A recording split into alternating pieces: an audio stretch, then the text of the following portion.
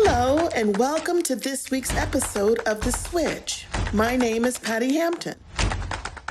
Today's topic will help you better understand the intersection of race and diversity practices in mission-driven organizations. Are you aware that the nonprofit HR brand ecosystem has exclusively focused on the talent management needs of the social sector, including nonprofits and social enterprises, for more than 20 years? In this episode, you'll hear from Lisa Brown Alexander, CEO for Nonprofit HR, and Emily Holthaus, Managing Director for Diversity, Equity, and Inclusion at Nonprofit HR. Listen in as they offer perspectives on this sensitive and timely topic. Share this production in your communities and download the slides and transcript. Visit www.nonprofithr.com/The Switch for a video recording, presentation slides, and other assets. Without further ado, here's Lisa and Emily. Good afternoon, everyone. Thank you so much for joining us today for this important conversation. Obviously, the issue of race and race equity and diversity and inclusion has been top of mind for so many of us based on a number of factors, including, but certainly not limited to the current climate. This afternoon, we want to talk about the issue of race and diversity and equity in the context of nonprofit organizations. It's not a conversation we have often, but it's an important one. And today we wanted to frame the crisis, share some data, equip you with language that you can use in your organizations to engage in critical conversations around race and equity and inclusion, and then engage you in a discussion about how race shows up in your organization. And so with that, we'll get started. I wanted to announce, you're the first to know that we are excited about standing up our new diversity, equity, and inclusion practice at Nonprofit HR.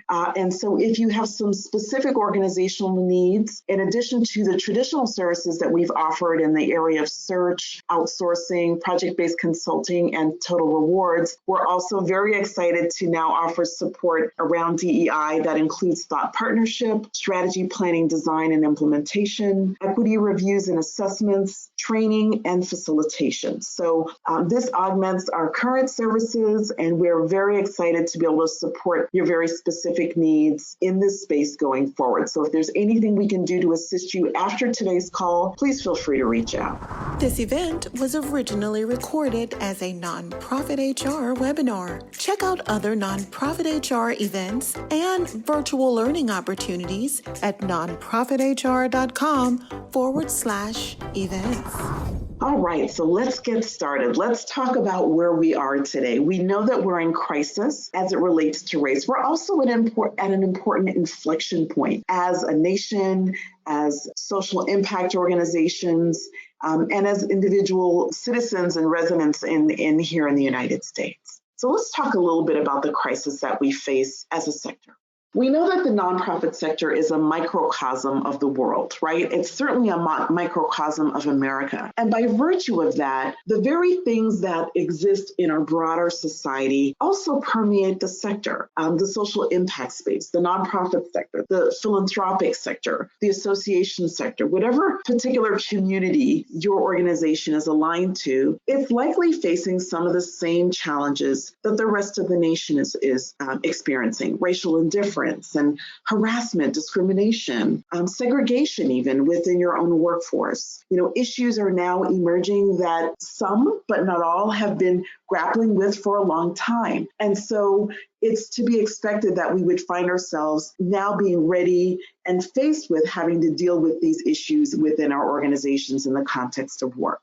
And so today we wanted to share just a little bit of data from our 2019 survey to provide context for the rest of this afternoon's conversation. And this is a quick snapshot of the question that we posed to our survey respondents last year. We had over 500 survey respondents from across the country representing all organizational size and mission focuses. And what we learned is that the most significant diversity, equity, and inclusion challenge that nonprofits were facing was around realizing racial and ethnic diversity, heads and shoulders above all of the other challenges that organizations reported last year, with 42% of respondents saying that they were struggling in this particular area. As you'll see, there are other struggles that organizations have or had in 2019 with respect to realizing optimal DEI within organizations, but race and ethnicity by far superseded all other challenges. And I wanted to share that information because as you think about your organization's culture and environment, it's important to understand that you're not alone. For many organizations,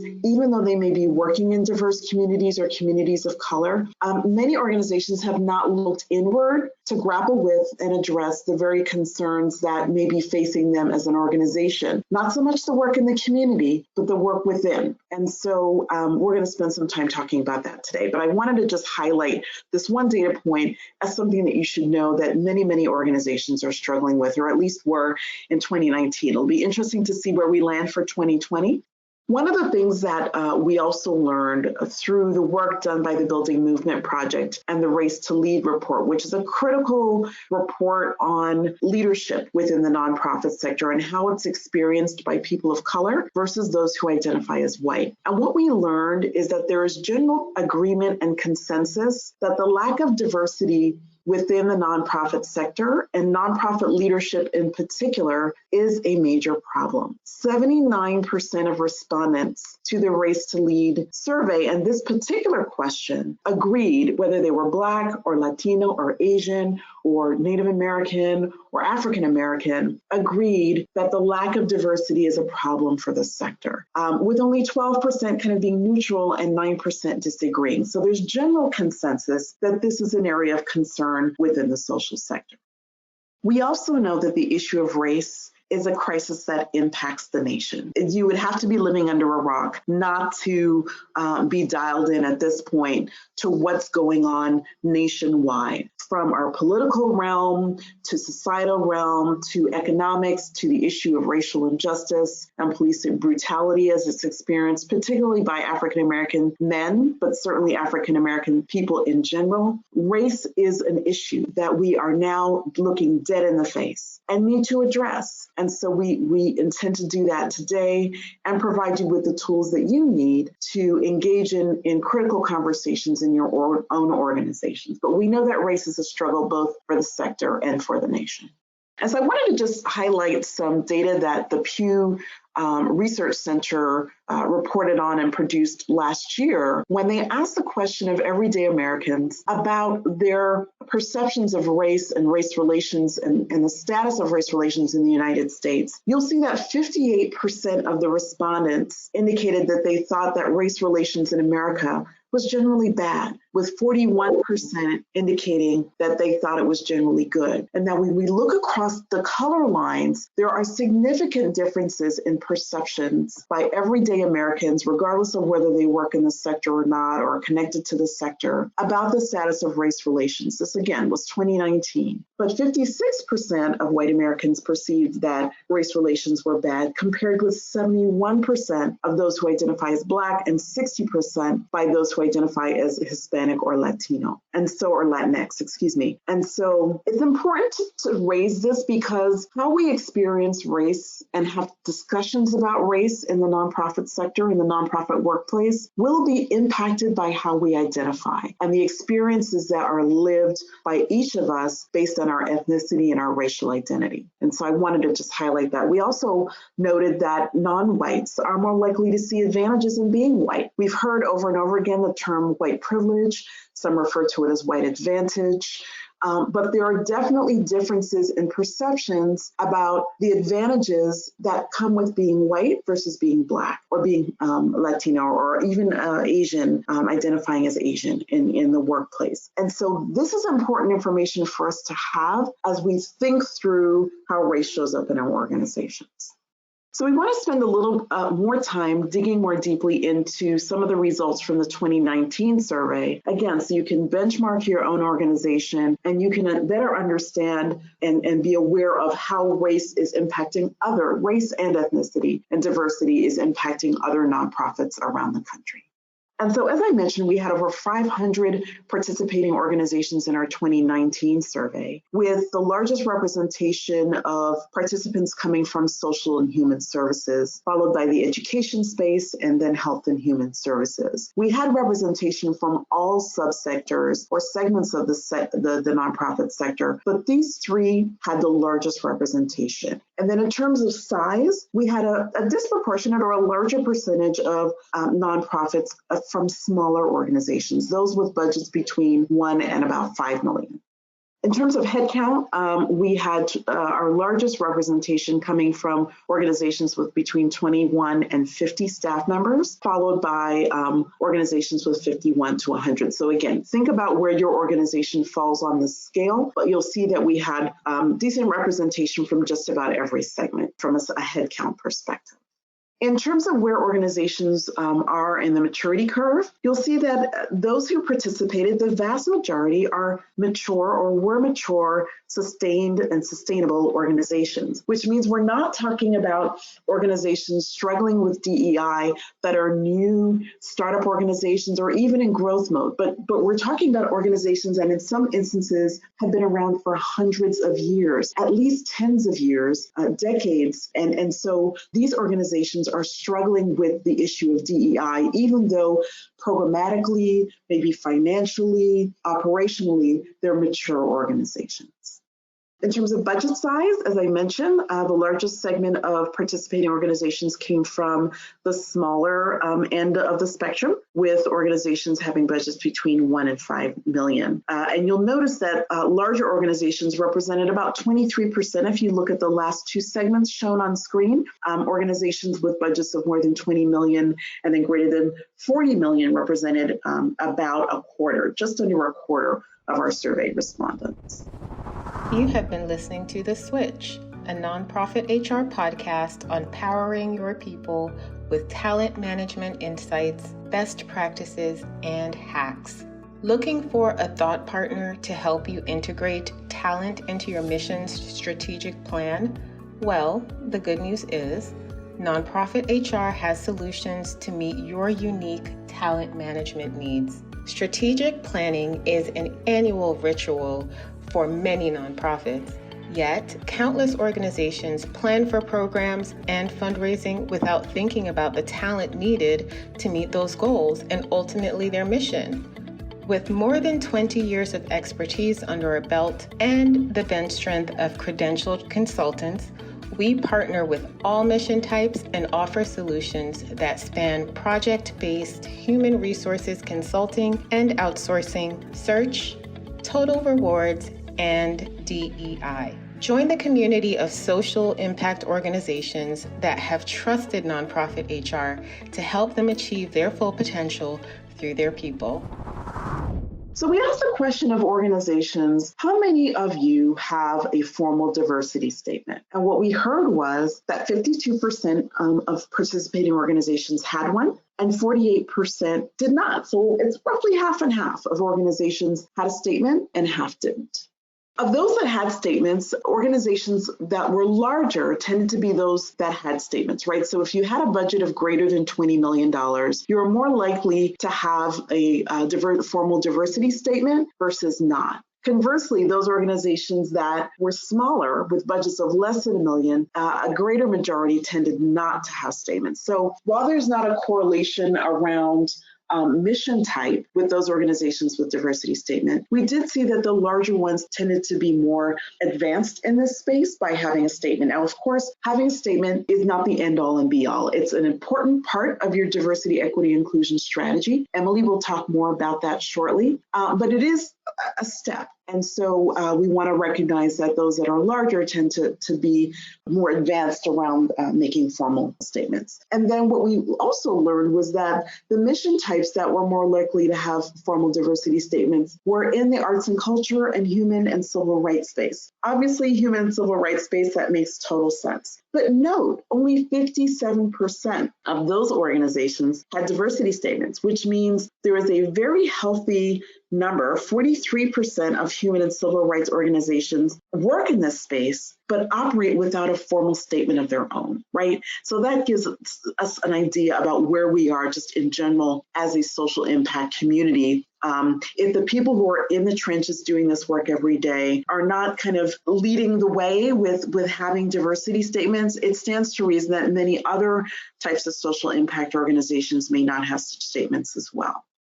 When it comes to having a formal diversity strategy, right, so we're differentiating a statement from having a strategy. A statement is just kind of a one-time position versus having a plan that might integrate with your broader operations and programmatic activity. We learned that it was a larger percentage of organizations that might have not have a strategy, rather, versus have a statement. And so 69% of respondents operated without a strategy, even though they may have had a statement, a formal diversity strategy. Again, differentiating here, larger organizations were those that tended to have a formal strategy versus those that were smaller. The least likely of those organizations to operate without a strategy were those in the 5 to 9 million range and those with budgets of less than $1 million. In terms of organizations by type, that indicated that they had a strategy. Social and human service organizations and education are more likely to have a diversity strategy versus those in the animal rights space and associations.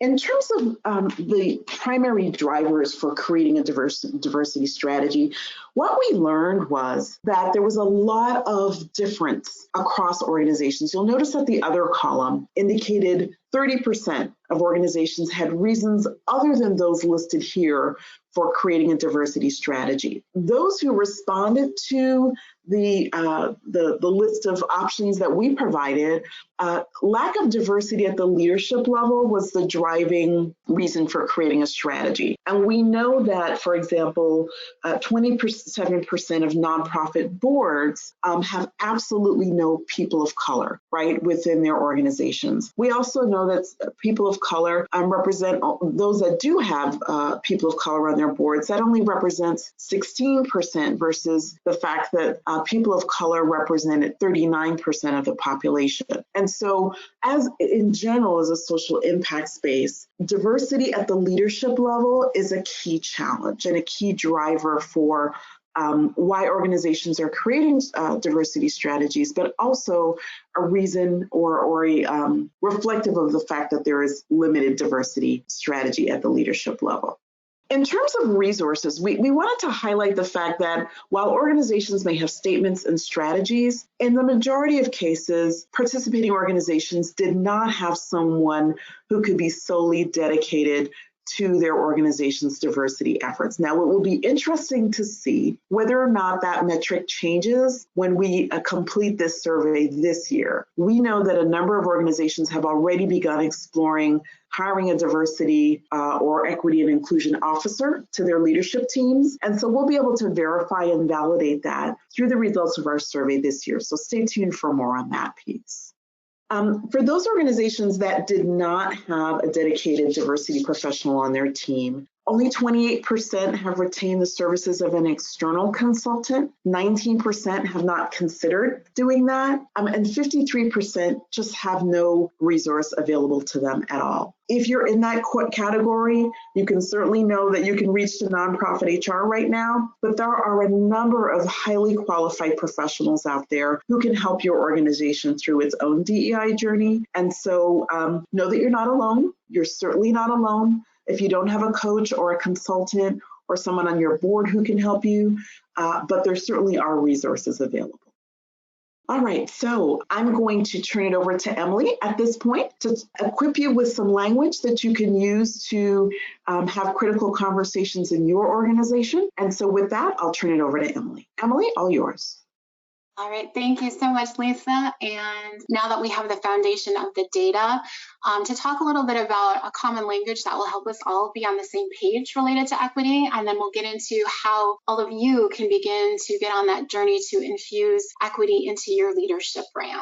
And so I'm going to go and talk a little bit about just diversity as we think about it. Oftentimes right now when we talk about diversity, race is at the top of our mind, but really diversity is just any presence of difference within a given setting. And so diversity means a lot of different things to a lot of different people. And I do want to share that when we talk about diversity, there are so many pieces that come into play. And so as I'm showing you this graphic here, you'll see that the center circles are what we call core dimensions of diversity. So those orange circles, some are more visible than others, but these are things that are more difficult to change. And they are part of the core of who we are as individuals. And as you move out into the green, there are, and this is just a snapshot of many of the other different things that create diversity within the workplace, within our communities, within the world. And so it's very difficult and complex. And that's why when we talk about equity as it relates to diversity, it's a very complex topic and subject. And so I do today want to try to make some things a little bit more interactive. So if you are thinking today and looking at all of the dimensions of diversity that I'm showing you, what is one that kind of hits you today in a certain way? And so there's a very important point about diversity that the individual decides how they identify, and we don't put identification on others. And I think oftentimes human nature has us to jump to potentially put people in spaces where we believe that they belong, but identification is something that belongs to the individual.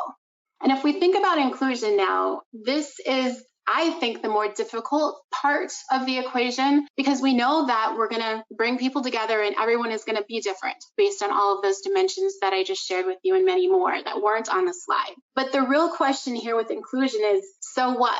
What do we do with it? What do we do with the diversity that's at the table? And it's very easy to create a diverse environment, but not have it be an inclusive environment. If voices aren't being heard, if people aren't being valued and leveraged and allowed to live up to their full leadership potential within a given setting, it doesn't work. And when I think about it from a personal standpoint, back before COVID, when we could have barbecues and picnics and parties at our homes, I want you to think about when you do those types of things. Who do you give refrigerator privileges to at your house? And we know it's a different level of guest when you have those certain people that you pull close to you, that you allow them to go and run and get things out of the fridge for other people, and they get to see kind of what's behind the curtain with your party, and you really draw them close and include them in part of your team that is sort of pulling off the party or the event. And I would say, who are those people in your life that you're pulling close? And that's what we see as full inclusion. And in the workplace, that's the same thing. Who do you value the voice? Who do you allow to see sort of under the curtain and be a close part of what happens in your organization? So we know we don't give those privileges to everyone. And you have to ask yourself, why is that? And how can we draw more people close and have them fully included in what's happening in our workplace and in our lives? You're listening to The Switch. Follow along with this podcast. Download the slides and other visual materials at nonprofithr.com/The Switch. So talking a little bit about equity, and a lot of times people get it confused with equality, which equality is giving everyone the same thing, no matter what the starting point will be. But equity is very specific and very different. So equity is that approach that ensures that everyone has access to the same opportunities. Equity recognizes that advantages and barriers do exist, and that as a result, we don't all start from the same place. And I think in this example, we're talking about economic, right? What we're showing you here. It's easier to understand with economics, but when we add race and race equity on top of it, it becomes a more complex conversation. And so we must acknowledge that not everyone has that same starting place in society. And once we acknowledge that, we need to do what we can to correct and address whatever imbalance exists. And so I know, because I talk to a lot of people about this, that idea of advantages and barriers is kind of intangible. It's hard sometimes to see them. One very specific HR-related example is a study that was done where they talked about candidates and their resumes. And candidates with, I'm putting this in air quotes, you can't see me, but white-sounding names like Greg or like Emily, for instance, my name, were 50% more likely to receive a callback than candidates that had African-American sounding names like Lakeisha or Jamal. And what's interesting about this is I've personally experienced that, where someone has called me for an interview and talk to me and they're like, Emily, yes, come in, we want to meet you. And then when I come in, they kind of look around like, where's Emily? Because they weren't expecting Emily to look like me. It's an interesting phenomenon. And I think that there's lots of other studies in the HR realm dealing with people where some of these inequities do exist. And that's just what we have to recognize and figure out how to get past some of that and get us to where we need to be in offering everyone the equal opportunities regardless of their starting point. And so here's just a little bit more on defining equity.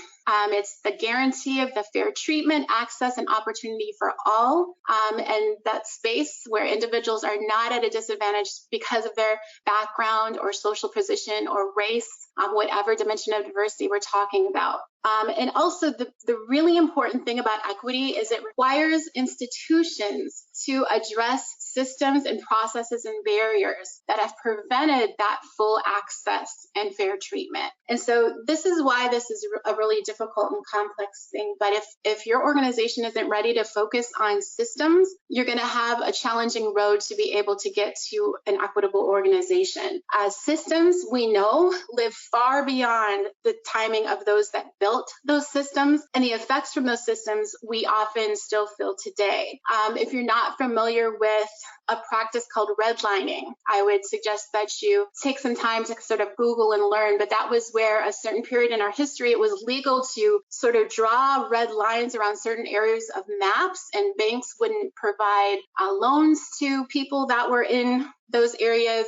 Businesses often wouldn't come in and start businesses within those areas. And what that results in even today is many communities, often low-income communities, communities of color, won't have a grocery store in them, won't have a bank in them. And it causes people to have to take 2 and 3 buses to get to those fundamental things that most of us take for granted.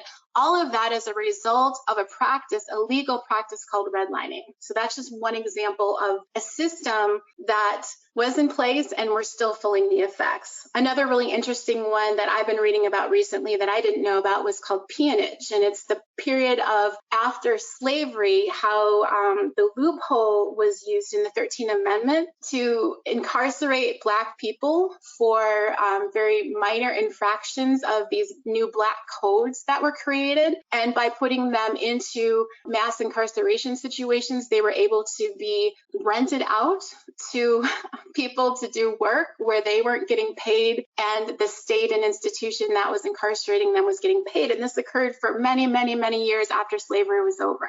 And we still have a phenomenon today about disproportionate incarceration of Black people in the United States. So those are just a couple of systematic examples that I would throw out to all of you to just give you a picture of what we're talking about and why this idea of understanding systems and dismantling them and making them work for everyone is an important part of the equation. And it's difficult. It's a difficult part too. So here's why I think this is difficult. And I just want to talk to you a little bit about some things that I feel get in the way of us achieving equity in our organizations. So I want you to imagine that our world is filled with invisible doors. That invisible doors are all over our world, all over our nation, all over your communities. And when some people approach those invisible doors, they're wide open. We walk right through them. We go on and we move through life, and we see the life that we want and don't run into any barriers with the doors. But for other people, the doors look very different.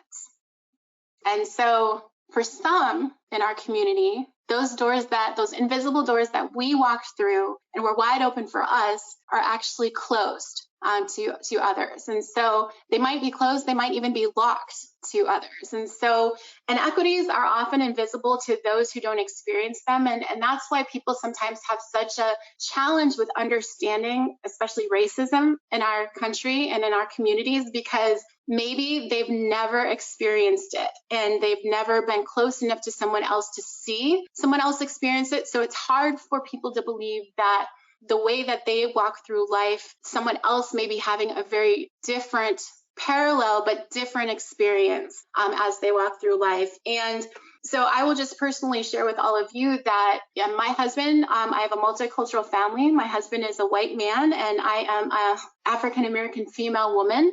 And his proximity to me allows him to see some of those invisible doors that he didn't know existed.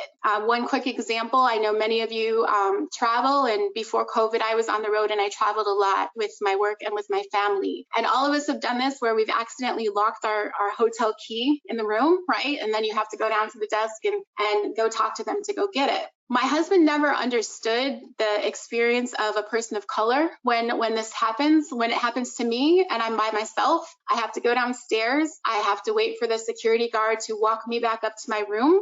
They go and ask me to get my ID, and I show them my ID and make sure and verify that the name matches. And then they walk me back downstairs with my ID to show to the person at the desk to retrieve a copy of my key. And that is the process for me every time it happens. And for my husband, when he goes downstairs to the desk, he says, "Oh my goodness, I just locked my key in the room." And the person behind the desk says, "Oh, Mr. Holthaus, here's a new one. Thank you." And he's back up in 2 minutes. And so those are the types of things that I think happen on a daily basis to people of color. And it's an example of some of those doors that are shut that if you didn't have proximity, you would never know and understand. And so we're going to ask you to think about and evaluate which doors are open for you, and think about potentially which doors are not open for others and what you will want to do about that in your organization. So here's the other thing that gets in the way, and this is part of our DNA as humans. It's this concept called implicit bias. Scientifically, we could talk about the science behind this, and it's a whole course and conversation. So you'll just have to trust me that everyone has it, no matter what background you come from, what race you are, what area of the world you live in. Our brains are tailored to make shortcuts that allow us to make decisions quickly. And with those quick shortcuts, oftentimes, though, we aren't seeing the reality, what is happening in that situation, because we are making these decisions very quickly. And so implicit bias is attitudes or stereotypes that affect our understanding, actions, and decisions in an unconscious manner. And we make these decisions very quickly, very snap judgments, but they drive our actions, which is what's really important. So I'm going to give you a real-time example. So the symphony orchestra had primarily male performers for years and years and years and years. And they realized at one point that they wanted to understand why this was happening and what was going on in their system that potentially made it so that really there were almost fewer than 5% women in symphony orchestras. And this kind of doesn't make sense because we know that both men and women are talented. So what they decided to do is create a system change around their process for auditions. And so what they would do now is they would put up this big black curtain across the stage, and they would put the chair behind the curtain, and the folks that were listening would be on the other side. And they even went as far to ask the artist to remove their shoes, because if I'm wearing high heels today and I'm going across the stage, you're going to hear the click, click, click, which may give you a clue about gender. So they eliminated all of that. And by doing that one very simple thing, within a few years, they were up to 25%. And now today, some orchestras are well into the 30 to 40% of women that make up orchestras. And so that is a real-time example of how an organization understood that there was bias in their system and in their organization, and they made a structural change to address it. You have been listening to The Switch, a nonprofit HR podcast on powering your people with talent management insights, best practices, and hacks. Looking for a thought partner to help you integrate talent into your mission strategic plan? Well, the good news is Nonprofit HR has solutions to meet your unique talent management needs. Strategic planning is an annual ritual for many nonprofits, yet countless organizations plan for programs and fundraising without thinking about the talent needed to meet those goals and ultimately their mission. With more than 20 years of expertise under our belt and the bench strength of credentialed consultants, We partner with all mission types and offer solutions that span project-based human resources, consulting and outsourcing, search, total rewards, and DEI. Join the community of social impact organizations that have trusted nonprofit HR to help them achieve their full potential through their people. So Emily, can we take a break here and I have one question from somebody that I wanted to toss out there. Somebody said, when you're talking about systems, can you discuss the difference between systemic and systematic? The difference between systemic and systematic. I've never been asked that question before, but I think systemic means usually long-term and deeply rooted processes that have been embedded into DNA of organizations for a very long time, and those are the harder pieces to address. And I think we have systems for everything in organizations, and so systems and processes are a little bit closer to the surface and potentially easier to change and fix. So that would be how I would distinguish between the two. But in this example, all of the above needs to be addressed and looked at. So it's the fundamental things that are rooted systemically in organizations about how they operate, what they believe, as well as the systems and processes that potentially work well for some, but not for all. So it's a yes and with all of that. It's a great question. Great, thank you. And then just somewhat related to that, in terms of or what you were talking about in terms of selecting staff, somebody mentioned we were talking about racial diversity and looking for ways to diversify staff. What are some best practices for seeking out a more diverse staff?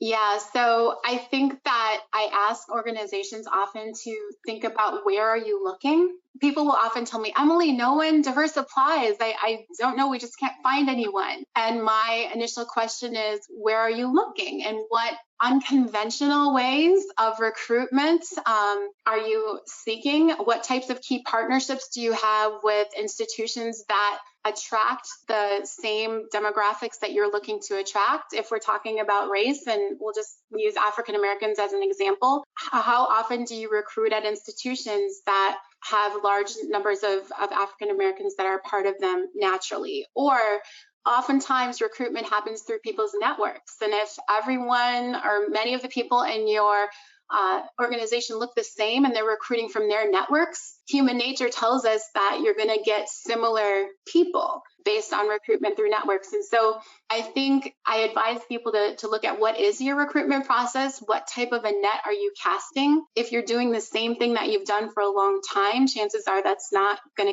to work for you. And so how can you sort of look at that system and expand the way that you view your recruitment processes in a different way? But on the flip side, I would also say, what does it feel like for, we'll use African Americans again, African Americans in your organization? Because if your organization has a reputation of having a culture that is not inclusive or welcoming, then that can also be a signal of why you cannot recruit or retain African Americans to your organization. And so it isn't just one piece or one part of the system. You really need to look at that whole talent management life cycle through, is there a difference between retention rate for white staff and for staff of color in your organization?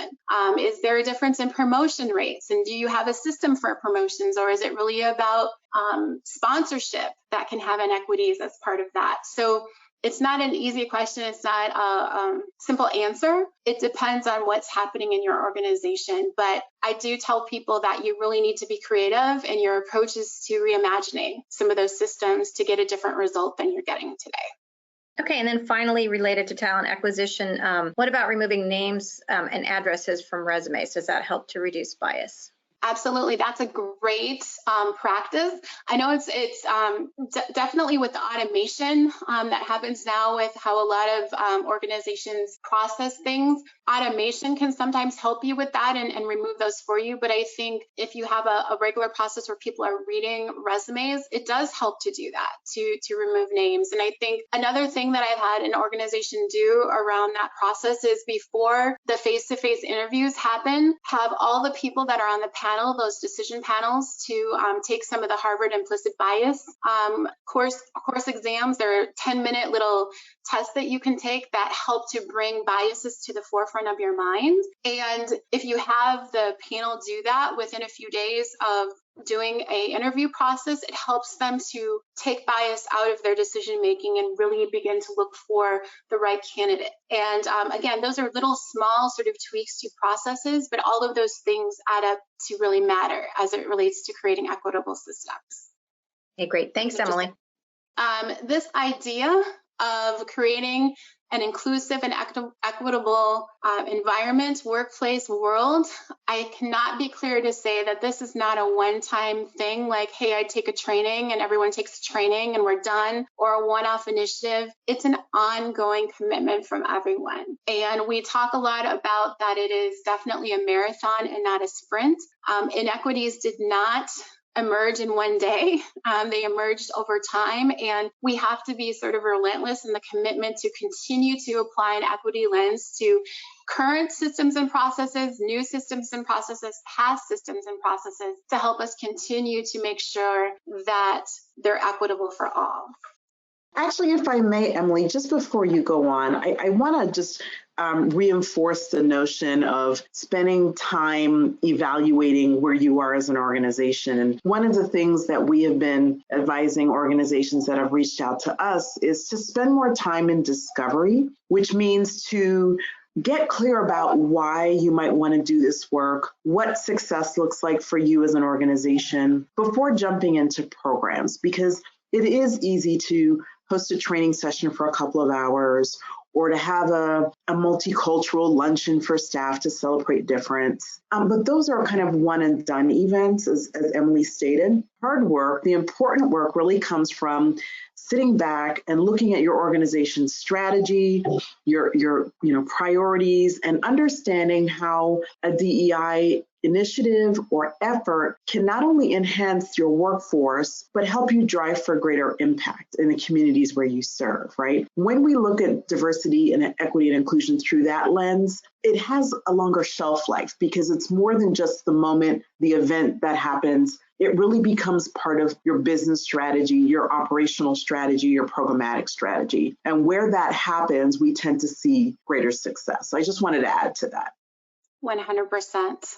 And I just want to stop with all of you on a reflection point for a moment. So I currently live in Austin, Texas, and this is a mural from here in Austin. We do a lot of murals to express our feelings and our activism through art. And this is just a cool piece that I wanted to share with all of you based on the current events that are happening. I'm also from originally the Twin Cities. The Twin Cities is my hometown. And so for me, everything that has transpired over the last few weeks has been really, it felt personal to me, just being in the environment and understanding the challenges that exist and myself experiencing challenges, my family, kids that I've worked with, staff members that I've worked with. And so I've been reflecting and kind of asking myself, like, it feels a little different this time though. And I feel like there's something different about this moment in time. And I've been trying to sort of reflect and put my finger on it. And it really has to do with this idea of that it is going to take all of us to change the reality of what's been going on in our country and change the reality of how it feels to be in organizations and change the way that we view each other and how we interact with each other. And I work with a lot of people that sort of take the view of, I want to be an ally to people of color throughout this, and I want to support them. And what I really want to help people understand is that allyship is a point along the journey, but really the place where everyone needs to be is ownership, because racism impacts all of us. Racism will not change until everyone has ownership for driving that change. And so the analogy I like to use is this. So I'm a sports person. I don't know if you are or not, but if you are a fan of a game and you're in the stands and you cheer for your team and you support them and you wear the gear and you stand up when you need to, and you, even when they have a losing season, you still support them. It's a different relationship than the actual players, though, that are in the game, because you can cheer on the sidelines, and whether or not the team wins or loses the game, you go back home and the team who's playing the game is the one who has has to suffer the consequences of, if it's professional sports, getting cut from the team or running laps and burpees the next day because they didn't execute what they needed to execute. But it's a different level of involvement, right? So I would ask you, when it relates to equity or racial equity, are you in the stands or are you in the game? And my request to everyone is, how do you get yourself in the game and move from that idea of, yes, that's terrible and it's happening to someone outside me, to I'm going to have ownership for my role and what I can do to dismantle it and really take on the consequences either way of what needs to happen with the game. And so it's a reflection point that I've had, that I feel like this moment in time is different, because I do feel that people are seeing it very clearly, more clearly than they have before, and that all of you, I hope, in your organizations will begin to think about how to utilize your influence and move along that path to ownership to transform your organizations to be more equitable. You're listening to The Switch. Follow along with this podcast. Download the slides and other visual materials at nonprofithr.com/The Switch. So I want to talk about that for a minute. I want to talk about you as a leader and what you bring to the table. And many or most of you on this call are either leading people directly or in charge of teams of lots of people. And you have a large role and responsibility in equity in your organization. And so we're going to talk a little bit about how you might be able to infuse equity into your personal leadership brand. So there's 3 pieces, and I'm going to go a little bit deeper into each one. But the first one is just that idea of awareness, self-awareness, and knowing yourself, understanding yourself well enough to know what biases you have, what privileges you have, and recognizing that that's sort of a step 1 piece. The next one is see something, say something. And so oftentimes in organizations, we may see inequities happening, but because they might not be happening to us and they may be happening to others, we sort of tend to not say anything, or maybe we question, was that really what I saw? And I think what I'm going to ask all of you to do is to reflect on making sure that you're paying attention to your lived experience in the workplace, but also the lived experience of others. And then if something is happening, to see it and say it out loud so that things can change. And then the last one is about building intentional relationships and initiating brave conversations, which we'll talk about in a moment. So let's go to the next slide. So people always are like, well, how do I know how I'm experiencing bias or how that's showing up for me? And I alluded to this a little bit earlier as a technique that some organizations have used to infuse into their hiring panels. But Harvard Implicit Bias study has been going on for many years now, and they have a set of these implicit association tests available online, and it's free. And if you have never tried this, I just give you some homework today. Like, go on and take a couple of these. And this is your own personal information. This isn't for you to share with anyone else, but it's to help you identify potentially where some implicit biases may be occurring for you personally. I've taken them all. I remember I was most shocked and hit in the face when I took the gender career IAT, and I will just share my result with you that I came out favoring men as a gender and career preference. And I think that I am just like one of those feminism, women in the workplace kind of people. And I was really shocked, and I had to reflect on sort of why that result came back for me. And I was thinking about how my husband and my relationship at home and how I really view like what his roles are, what my roles are. And I came to the realization that the test, it came out correctly. And then I had to reflect and say, oh my goodness, has that bias impacted my decision making around hiring, around asking women to do more or less in the workplace, or giving stretch assignments based on my attitudes and bias that exists in that space? And so that's how you utilize this, is to just understand where you are, reflect on it, and then pause when you're making decisions so that you can understand and recognize where bias might exist for you.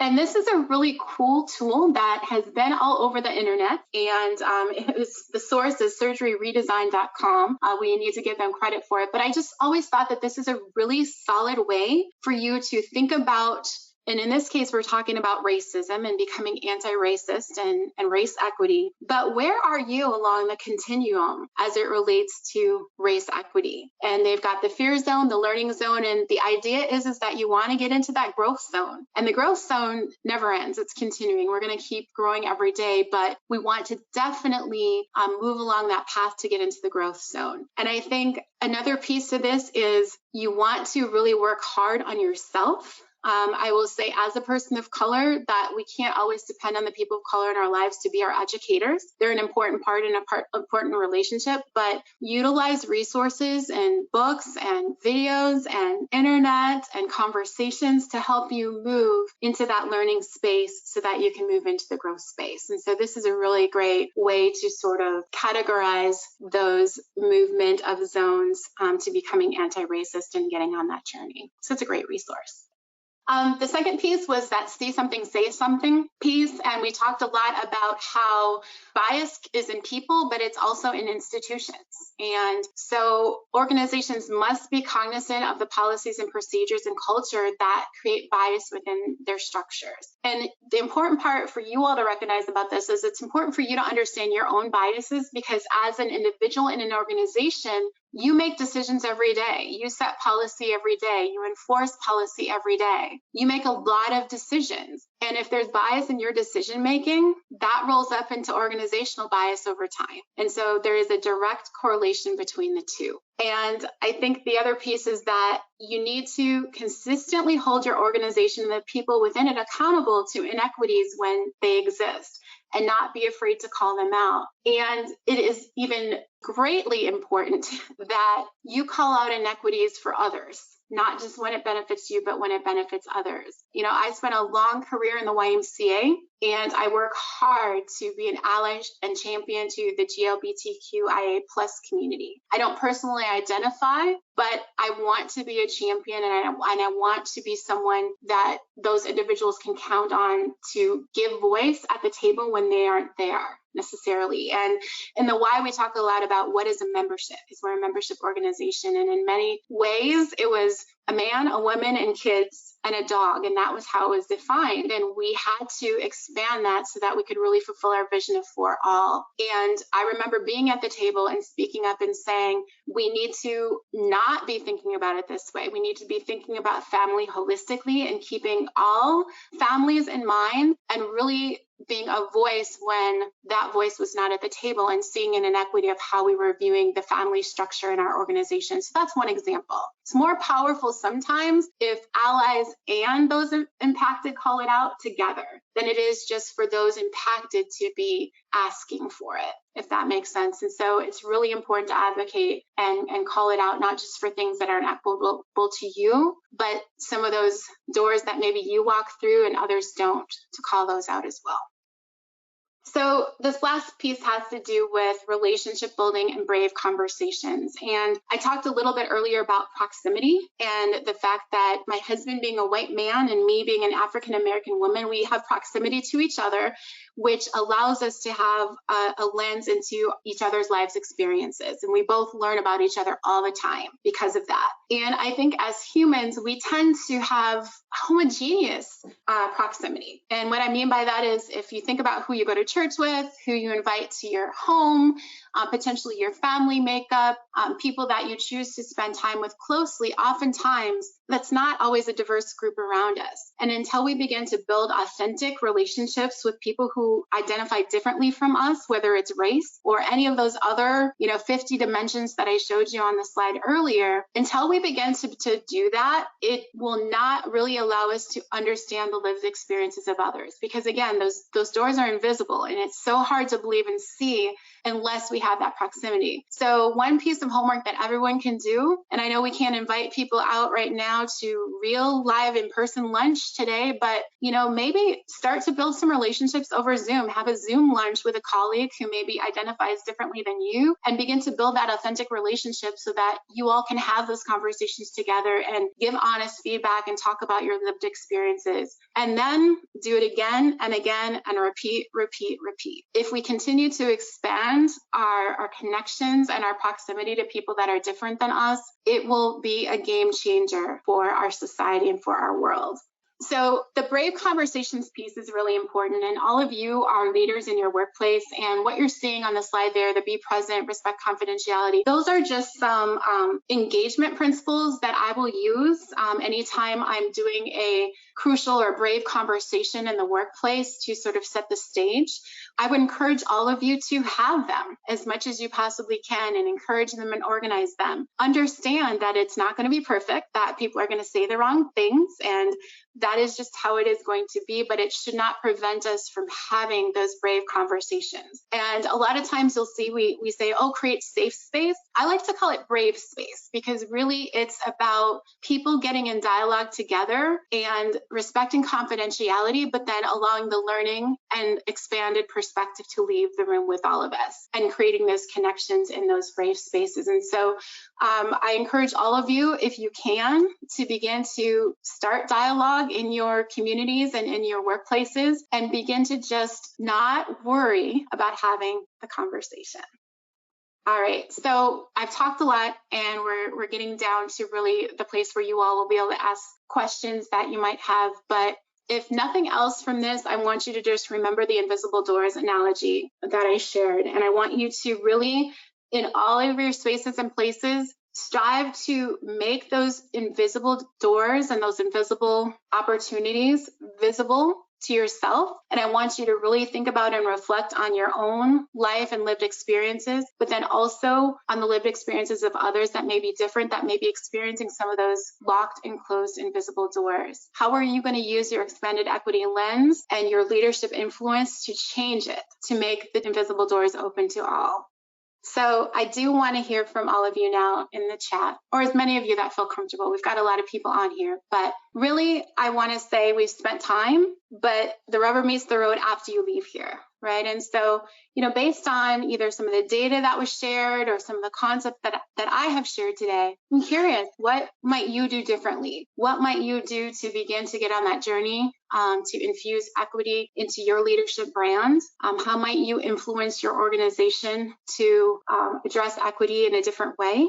I would love for all of you really to think about and reflect on that commitment today, because at the end of it all, we want to have these conversations, but we also want to change our futures and our environments in our workplace. And so it starts with what you decide to take on and what you decide to transform for your leadership. So I just want to thank everyone for being willing and coming to the conversation today. And as you can see, we could, be talking for days about this and still not get to a resolution point, but it's all about getting on the journey and starting where you are. So I just want to thank everyone. And Alicia, I will turn it back over to you. So if you want to shout out some of those commitments, and then we can get into the questions and answers. Definitely. Thank you very much. I do see a few people typing them in, and let me see if I can catch up with some of these. Somebody said, I will use more creative ways to post jobs and seek out diverse candidates. Another person said, I have made a commitment to just do better in all of my actions related to DEI. Sounds basic, but it keeps me grounded. Somebody else said, focus on seeing race while not discriminating based on race. Maintain a view of the best outcome for everyone. Somebody else is going to read and reflect on not being, where did it go? Read and reflect on not being racist. Somebody else said, I will be asking senior leadership team to reflect on what is our reason for adding a DEI statement to our strategic plan. So one more, it says, I'm a gay man, CFO, and head of HR. I will create an optional inclusion Zoom session for our 75 worldwide employees. Love it. Great. Thank you for sharing some of those. Yes, and thank you everybody for submitting those. And thank you, Emily and Lisa, for all the information you shared this afternoon. This event was originally recorded as a nonprofit HR webinar. Check out other nonprofit HR events and virtual learning opportunities at nonprofithr.com/events. So let me ask a few here. One question is, have you found that there is a lot of assumption in inequities, discrimination, and racism? I'm trying to process the question. So have I found that there's a lot of assumption? And I'm not fully sure what the person asking means by that, but I think that I would say, is it subjective? I would say potentially yes, but I do feel like often the people experiencing the inequities are the experts. and they often come up against spaces where they're not believed, that because those invisible doors are open to others and then they're shut for maybe one or two people in an organization, the organization doesn't necessarily believe their lived experience to be legitimate. And so I'm a believer in understanding and listening to marginalized populations and really trying to see what I may not be seeing. And that's sort of my first place that I go. And I think organizationally, from a culture perspective, some cultures are more open to hearing what may not be working and others are not. And I think it can be subjective, but I think it's important to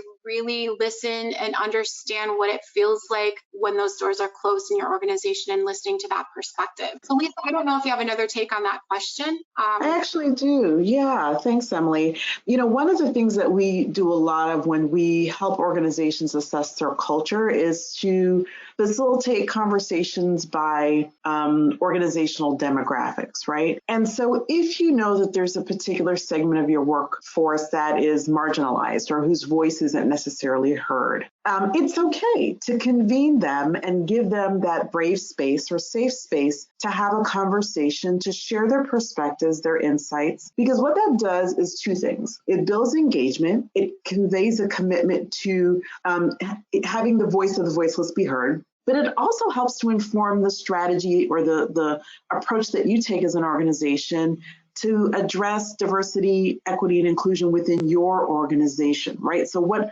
works for one organization may not work for another, and it's very kind of specific to the needs and the makeup of your workforce. And so making intentional, safe, and brave space for those people to share their observations and concerns and to inform what you do as an organization is a very easy, no-cost way to advance the conversation. At Nonprofit HR, for example, immediately after the George Floyd incident, tragedy, I should say, not even incident, we convened two groups of staff. The first was our staff who identify as Black, and we gave them space to have conversation and to express their concerns and their fears.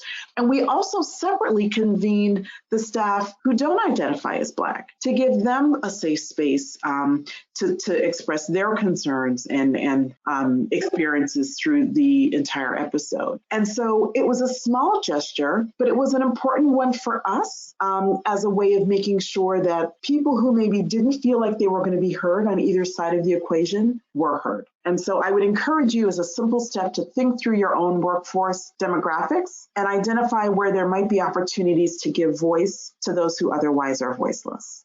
Thank you, Lisa and Emily. And related to that, somebody asked, how do you create safe space if people start to say nasty things to each other? So in those conversations, how do you create a safe space? Yeah, and I think one thing that I always do, and I did share with you the rules of engagement prior, it's important whenever you bring people together to talk to them about what the goal of the conversation is and what the parameters are, and let them know that you are going to sort of enforce whatever those rules of engagement are. And so very few and far between have I had people really get confrontational and disrespectful, but more oftentimes someone will say something offensive without knowing that what they're saying is offensive. And I think usually the group will politely correct it, but if necessary, following up with that person to help them understand and give them perspective on what was shared. And I think, if people do start getting really emotional or heated, you can call a timeout and, pause the conversation and allow individuals to calm down and come back and revisit. I've had that happen before where we just sort of called a timeout and had some individual discussions and then come back to resume. But I think the most important piece is just setting the stage first and helping people understand the purpose and why we're here. And it's really to expand perspectives, not to debate, but to listen and to learn and to hear others, personal experiences as we move through. And so I've done a lot of these conversations, as you might imagine, over the last 3 weeks in various sectors and with groups. And not once have we had anybody really step out and sort of get to that side of things. But I know it can happen. Thank you. Somebody else asked a question mentioning that a major responsibility for nonprofit boards is fundraising. So those tend to attract older white people with connections to wealth. How can we break this pattern and encourage more diversity on boards without tokenizing? So let me address that really quickly. Board Source put together a report called Leading with Intent back in 2017. And out of that work, they produced and created a number of principles and guidelines and steps that organizations can use to help diversify their board. We're in 2020, and so yes, there are a lot of boards that are predominantly men, predominantly older people, and we know that 27% of nonprofit boards have absolutely no people of color on them whatsoever. So we know that this is a real thing. But if the idea is to try to diversify your donor base, it does start with your board and the communities that they're connected to. But it also gives you an opportunity to extend some of your board opportunities to new faces and people who represent different walks of life. And so the first is to ascertain whether or not your board recognizes and values diversity and is ready to embrace diversity and inclusion, and then go about the process of, getting your organization into new communities, communities where perhaps you don't think wealth exists, but it does. There's a whole community of people, for example, graduates and alumni from historically Black colleges and universities. Many of those alumni are in very good financial positions and could potentially be donors to your organization. So, look beyond your immediate community on your board, encourage your board to understand the importance of diversity, and then lean on that report from Board Source, Leading with Intent from Board Source. It was done in 2017 because they have put together some excellent resources to help boards diversify both their board members and their donor bases. And Lisa, I just want to add one other piece to that too, is that I strongly suggest that people really even just evaluate their systems for fundraising. And what I mean by that is, Lisa alluded to the limiting beliefs we have about who can give money and who we ask and who we approach. But then also, how do we position communities of color to leverage fundraising that might not be positive? I know in many nonprofits that I've worked for, children of color are often lifted up as those that need things the most. And we used to use the word dog and pony show, because they would say, okay, we're going to come and bring these donors over here to see these kids and watch them and feel bad for them. And it's setting up this dynamic that reinforces racism and reinforces classism and all of these other things. So as you're thinking about transforming the leadership of who raises money, I would also encourage you to think about your actual systems. Who is on your fundraising flyers and how does that look, and how are you positioning the need that you're fundraising for, so that you're making sure that equity is infused throughout your fundraising processes as well. Great, thank you. Another question is related to offering feedback or performance reviews. Do you have any resources or tools that are proven to support feedback that's free of implicit bias? That's a tougher one. We are going to be looking at the full talent management lifecycle as part of this series, and we will be diving into performance management and how bias shows up in the performance management process. So that is a topic that we're going to be tackling in the coming months. Stay tuned for that. But I'm going to turn that to Emily to answer. I don't position myself as a DEI expert, so I'll let her answer that one. Yeah, and I think, different nonprofits use different systems for performance management. And I would just, again, be thinking about how bias might be introduced into some of the systems that you're using. And so I'll just throw one out there. If it's a 9-box system, how are you ensuring that the leaders that are putting the employees into the 9-box have been trained and understand what bias is and how their biases might come into how they're making those decisions? And are we soliciting opinions for how we're placing individuals based on multiple inputs versus just one person's opinion, things like that. And so it's tough because, a lot of people approach it differently, but I really think that as you begin to look at your system and how it's used, looking for places where bias might be introduced, and then making the shifts in how it is actually executed so that it eliminates those bias points. So that's just one example. Great, thank you. And then I have a few questions related to leadership and the board. How do we get leadership commitment to DEI efforts, and how do we present an argument to the board on the importance of incorporating race and diversity practices? So questions at the higher leadership level, how do you advance DEI? Yeah, I can jump in first, Lisa, and then you can add on. But I think that for-profit companies understand this really well, because for them it's about making money and about knowing that they have to be diverse to appeal to diverse client bases that purchase their products, right? But in the nonprofit sector, it's a little bit more difficult because that's sort of not the work that we do. And oftentimes we do really good work serving all different aspects of community, but maybe our staff does not reflect that, and the board feels like everything's going okay the way it is, and they don't see sort of the value in it. So I encourage people to think about, like, what is the value proposition and what is the business case for your organization? Are you going to be able to serve more people if your constituents see themselves reflected in the leadership of your organization? Will it expand your mission?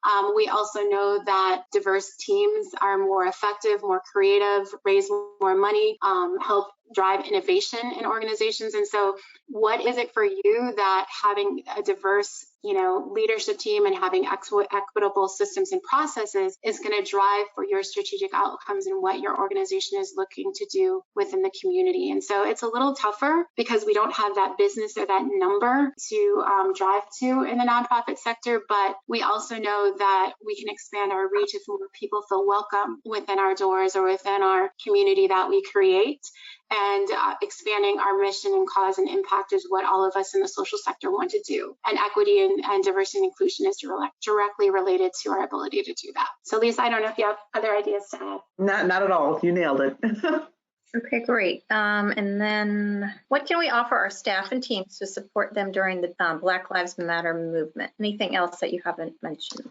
I don't want to underemphasize the importance of listening without trying to solve. I think sometimes as leaders, we want to kind of go straight to a solution when in fact what some folks need and want right now is to be heard, to feel safe, and to know that the organizations that they're giving their time and talent to care about who they are as a whole person. And so I think the best advice I can offer as a talent management professional, as having been in this space for more than 25 years, is the power of listening and the power of making space for people to share their concerns, to be heard without fear of retaliation. Now that's a big thing to do. It requires trust on the part of both parties, but it also requires a willingness to hear things that may be difficult without necessarily trying to respond or defend oneself or defend our organizations. Sometimes we really just need to listen. And I reflect back on the culture work that we do as a firm, and I'm always amazed at how powerful being heard can be to those who otherwise don't feel heard. I've left meetings where people have been in tears, people have expressed gratitude because they just want to be heard. So my best advice to you, the person who asked the question, is make space to listen, do it intentionally. Don't rush that process, and invite people whose voices otherwise are not heard to be heard, and convey to them that it's safe to do so, and be sure that you insulate them from any retaliatory action for having spoken up. Great. And then somebody else had mentioned they have struggled with many leaders on diversity to the extent that the leaders have said we are enforcing it, to the extent that we will face reverse discrimination suits. How would you respond to such a statement, and can reverse discrimination be a byproduct of diversity efforts? Any thoughts on that? That's a loaded question. Very loaded. I'm trying to think of the best way to position my thoughts around this. I think that racism in itself is related to systems and who's on top of the system and has power and privilege.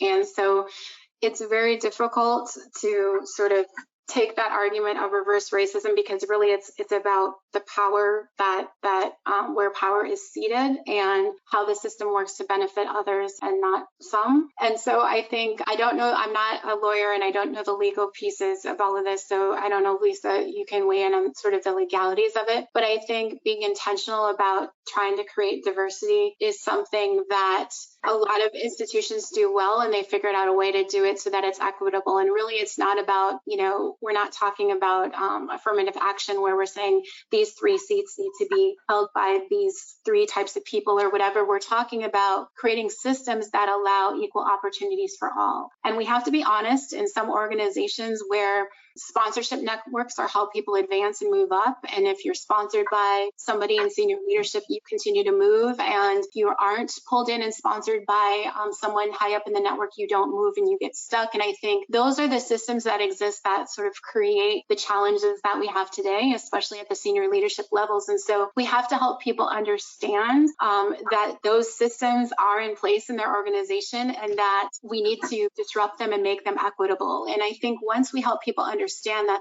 they can sort of see that it's not really a reverse discrimination piece. It's about leveling the playing field and opening opportunities for all. And that's really what you're striving for, right? It's not about, a way to give someone else an advantage. It's about not giving anyone an advantage. And it's about opening it up for everyone to have equal opportunity. So Lisa, I don't have the legal answer for that because I don't have the HR background like you do. So I don't know if you can weigh in a little differently.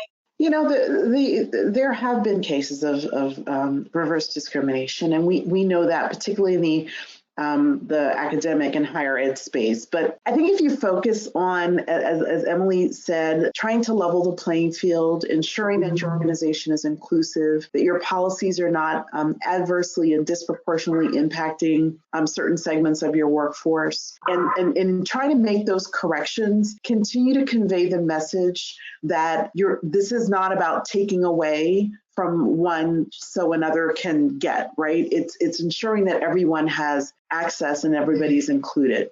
That does not to say that you're going to be fully and completely insulated from someone leveling a claim that they experienced reverse racism in your organization. But I think by continuously and intentionally conveying that you're creating an inclusive workplace, that you're trying to create an equitable workplace, and to make sure that not just your systems, but your practices are in fact inclusive and equitable, then you can lean on that. Now that, again, it doesn't prevent someone from making the claim, but your practices really will speak to, if it rises to a level of a legal matter, your practices, how you've actually handled your benefits, your hiring practices, your promotional practices, how those actually played out will tell the story in a court of law.